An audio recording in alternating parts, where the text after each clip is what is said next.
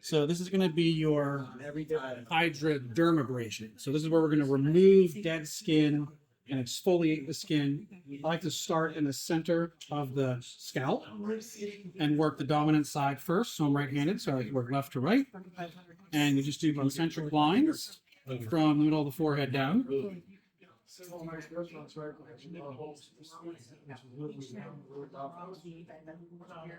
And you're using this diamond tip to mildly exfoliate the skin, take any dead tissue off, and it's going to get sucked up into this receptacle from that active negative pressure. So do one dry before you do the one wet? Yeah, I do this one dry because we want to take any of the dead skin off. We want to get any sloughing that we can out of there. So we're not going to use any type of fluid on this setting because we need that friction. If we were to add the fluid, that would reduce the friction, and we would not be able to exfoliate the skin as much. Now, how does it feel, sir? A little rough, but not painful, right? Yeah. Good. Just a little scratchy. But for anybody who's had microdermabrasion before, it's usually a medium made of ceramic that's shot at the skin. So it's very caustic, very painful, a lot of tightness, a lot of red, a lot of swelling. This is going to be a much gentler option doing the diamond tip. Then we're going to work all the large areas of the face first using this tip. Then we're going to switch to our medium-sized tip to work some of our rounded areas. And then we're going to finish up with the micro tip around the glabellas, the eyelids, and any areas where you have creasing, like smile lines, and things of that nature. This mid-sized diamond tip is going to be used for the ridges around the nose, the side of the nose. Becoming very more socially aware. Sorry. You can really see where we got some great exfoliation there. Took that dead skin off. And then we're going to finish up with our micro tip for the glabellas. So here's our smallest hydrodermabrasion head. And we're going to use this to get in right around the glabellas here. So we're going to come right down through the glabellas. We're going to go up under the eyelid and then the top of the eyelid inside the orbital. So we're going to use this guy to get inside the orbital and the glabellas.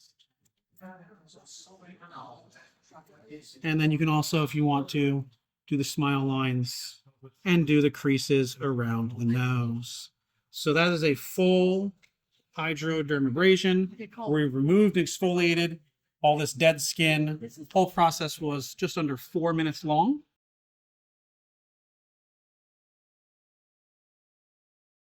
Now we're going to switch over to the hydrofacial portion. So we're going to take our fluid canister that has our hydrofacial fluid. We're going to insert that. And we are going to set our solution to about 6.5 and our suction to about 7. It's a good general setting for most people. You want this head to glide pretty easily over the skin without much friction or resistance, but not to have a bunch of water streaming down the person's face while they're doing it. On the light setting, we have the ability to do white for being able to see better, no light assistance, or blue. Blue's for people that have sebum and acne. I like to use blue all the time because why not? Anything that's going to be more ablative for bacteria and pathogens is going to be good as we're trying to clean this person as much as possible. So same process. We're going to start middle of the forehead and work our way through. So it's gliding nice. You're not getting any skipping from it. That's how you know you have your settings right. If you get a little skipping, see how it's skipping there? Just want to increase the solution a little bit. Now it's not skipping. So that's what you're looking for. You're looking for a nice hydra glide. And then this is going to get any of that excess skin off that we haven't gotten with the hydrodermabrasion. And it's also going to shoot the solution down underneath the pores and lift out of the pores any type of bacteria, any type of impaction, any type of blackheads, whiteheads. This is going to help to jet those out. Because you should be using your eyes to guide this treatment more than any type of a timer or a machine setting. You want to be looking at that skin, getting active feedback as you go through. Make sure you're getting that nice gentle glow, that tightness, that you're looking for after doing a hydrodermabrasion treatment. And this prepares your canvas for microneedling, radio frequency, laser therapies, any other cosmetic treatments you'd like to do. You always want to start with a nice clean canvas. Now we're going to move to the smaller hydrofacial head, and this is going to allow us to work those same areas we did with the small hydrodermabrasion head.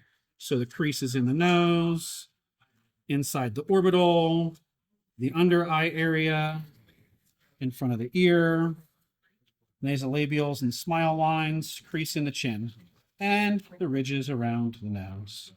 Then we're going to work the nose again. Make sure we really pay attention to that because we usually have big, chunky pores on our nose. Nobody likes big, chunky pores, so we're going to spend some time there. You'll see pore size reduction immediately after the treatment. Sometimes you'll watch the pores shrink right as you're putting the wand right over the patient's face. So it's very immediate. The results are very immediate. That's why it's an easy procedure to offer in the clinic because people feel the results right away. They don't have to wait on it or hope for some results down the line.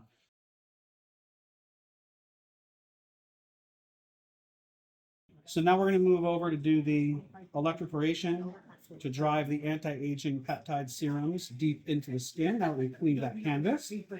We're also going to set this for a mild cryotherapy at -10 degrees centigrade. We're going to put the grounding pad on Barry. Go down the arm there. Last I sent you the videos. Thank you, sir. All right, now we're going to drip our anti-aging peptide serum in a grid pattern. And then we're going to go all over the face with it, and then we're going to drive it in with the electroporation and the ionophoresis.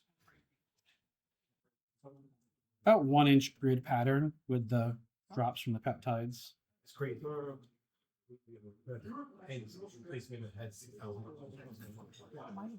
right, now you can see the cryos kind of frosted up.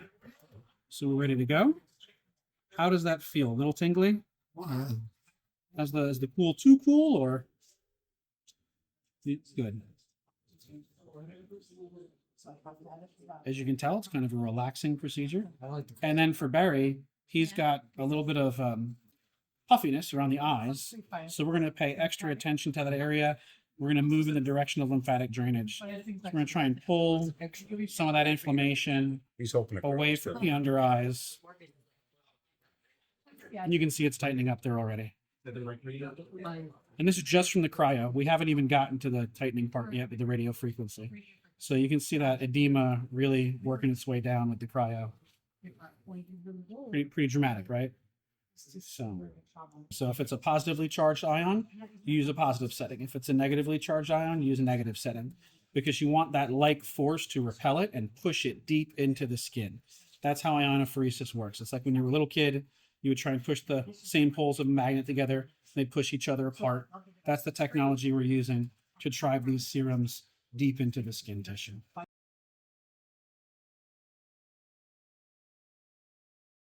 We're going to move to the radio frequency handle, which is going to provide therapeutic heat radio frequency therapy to stimulate collagen, elastin, fibronectin, causing lift, plumping, and tissue regeneration.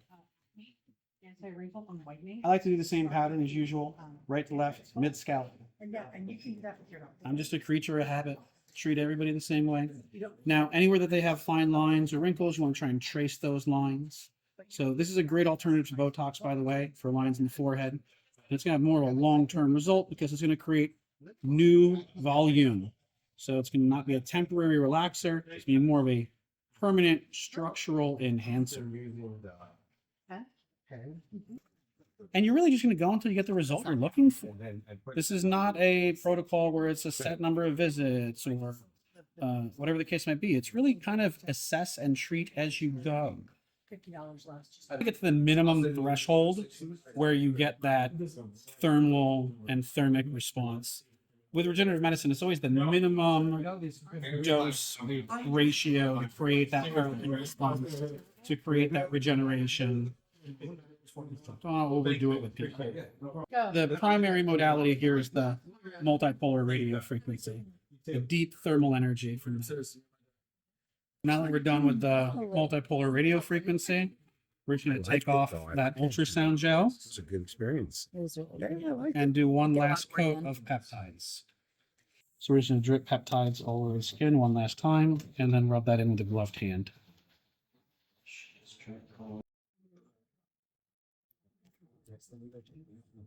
And that is the 4-stage Korean skin rejuvenation protocol.